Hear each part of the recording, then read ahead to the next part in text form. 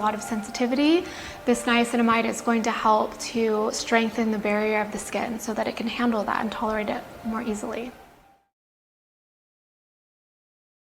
I think one of the biggest challenges that we really face as esthetician that so many of our clients present with is hyperpigmentation and discolorations and dark spots. And so what I love about niacinamide is that it really helps to decrease inflammation in the skin and really target and help support the appearance and improving the appearance of those concerns that people present with. And I like to specifically combine it with vitamin C or kojic acid. It's actually been shown in clinical studies to really work even better when you combine it with other brightening ingredients. And so with their at-home care, along with facial treatments that we're providing specifically targeting those concerns, you can really see a great improvement in the skin. So like Chanel mentioned, the niacinamide pairs really well with other ingredients, so it's going to allow for you to be able to use a multitude of different ingredients and really keep the health of the skin.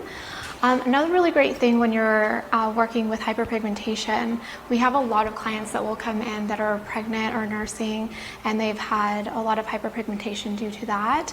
And it's a really great product for them to be able to use because it is pregnancy safe as well.